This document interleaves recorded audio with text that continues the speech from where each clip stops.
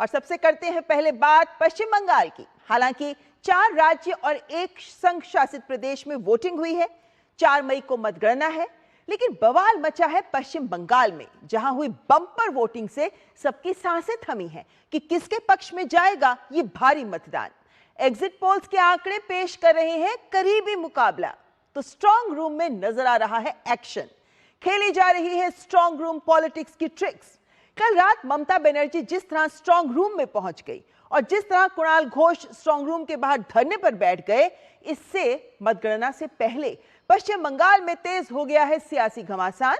हालांकि राजनीतिक दलों के बयानों को दरकिनार करते हुए चुनाव आयोग ने स्पष्ट कर दिया है कि कड़ी है स्ट्रांग रूम्स की सुरक्षा व्यवस्था और साथ ही चेतावनी भी दी है कि भ्रम ना फैलाए टीएमसी।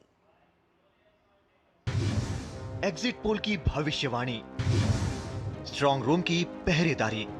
पश्चिम बंगाल में मतगणना की घड़ी जैसे जैसे करीब आ रही है, वैसे वैसे सियासी पारा भी चढ़ता जा रहा है। लोकतंत्र के सबसे बड़े उत्सव का फैसला अब कुछ ही दिनों की दूरी पर है, लेकिन उससे पहले टीवी स्क्रीन पर आंकड़ों की बाजीगरी ने माहौल को और गर्म कर दिया है। एग्जिट पोल्स ने दावों और उम्मीदों की नई बहस छेड़ दी है, लेकिन असली सच्चाई तो स्ट्रांग रूम की 4 दीवारी में बंद है। एक तरफ जीत के दावे हैं तो वहीं दूसरी तरफ हार की आशंका। इन सब के बीच कहीं जश्न की तैयारी है तो कहीं बेचैनी की रातें। बम्पर वोटिंग के बाद आए एग्जिट पोल के बाद सबसे ज्यादा चर्चा में है स्ट्रांग रूम। कड़ी सुरक्षा के बीच यहां ईवीएम रखे गए हैं। टीएमसी लगातार स्ट्रांग रूम की निगरानी पर सवाल उठा रही है, सुरक्षा व्यवस्था को लेकर आशंकाएं जता रही है। वहीं बीजेपी पलटवार करते हुए ममता बनर्जी के धरने और उनकी मौजूदगी पर ही सवाल खड़े कर रही है। आरोप प्रत्यारोप का दौर अब जारी है। पश्चिम बंगाल भाजपा अध्यक्ष समीक भट्टाचार्य ने ममता बनर्जी पर करारा प्रहार करते हुए कहा कि वो ये सब हार के डर से कर रही हैं। तो वहीं टीएमसी सांसद सौगत रॉय स्ट्रांग रूम को लेकर आशंका जता रहे हैं। ममता जी हर हजम नहीं कर पा रहे। 4 मई दीदी गई, ये सपने में भी सोच नहीं सकती। तो इसी का कारण ममता जी ये नाटक लेकर सामने आया।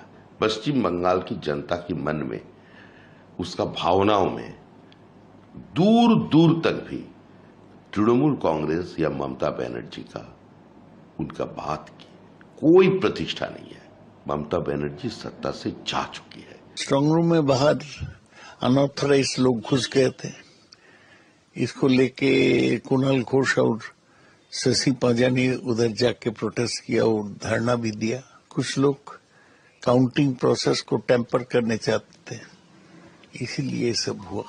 हमारा शंका है, संदेह है कि बीजेपी काउंटिंग प्रोसेस में कुछ करना चाहता है, इसलिए मुख्यमंत्री सब लोग को चेतावनी दिए हैं। तृणमूल कांग्रेस ने एक्सेप्ट कर ली कि आगे आने वाले समय में भारतीय जनता पार्टी की सरकार बन रही है और ममता बनर्जी ऑपोजिशन पार्टी के लीडर की तरह काम करना ऑलरेडी शुरू कर दिया। जब हार का डर मन में बैठ जाता है तब इस तरीके का एलिगेशन लोग लगाते हैं, ममता बनर्जी भी लगा रही है।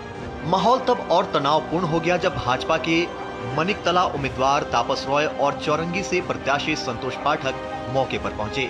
उन्होंने पुलिस की कार्यप्रणाली पर सवाल दागे कि आखिर संवेदनशील इलाके में टीएमसी समर्थकों को नारेबाजी की इजाजत कैसे मिली। एक तरफ से जय बांग्ला की गूंज थी तो दूसरी तरफ से जय श्री राम का उद्घोष।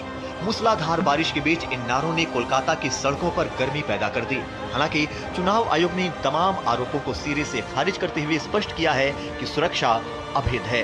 कहाँ टेम्परिंग हुई है, कोई कंप्लेंट आया बताइए कहाँ पे हुई है। खाली एलिगेशन लगाते हैं तो कोई एलिगेशन लगाए, टेम्परिंग कहाँ हुई है।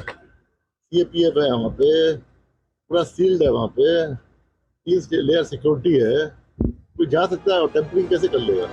मतगणना से पहले कोलकाता में सुरक्षा व्यवस्था कड़ी कर दी गई है। सीईओ मनोज अग्रवाल झाड़ग्राम के स्ट्रांग रूम का निरीक्षण कर सुरक्षा का जायजा लिया। कोलकाता में टीएमसी कार्यकर्ताओं के धरने प्रदर्शन और बवाल के बाद स्ट्रांग रूम के 200 मीटर के दायरे में बीएनएस की धारा 163 लागू की गई है। पश्चिम बंगाल की राजनीति में स्ट्रांग रूम नया सियासी अखाड़ा बन चुका है। बहरहाल पश्चिम बंगाल के लोगों और नेताओं को अब 4 मई का बेसब्री से इंतजार है। तभी पता चलेगा कि तृणमूल कांग्रेस राज्य में लगातार चौथी बार सत्ता में लौटेगी या भारतीय जनता पार्टी पश्चिम बंगाल में पहली बार सत्ता की कुर्सी पर विराजमान होगी। सौरव दत्ता के साथ ब्यूरो रिपोर्ट, डीडी न्यूज।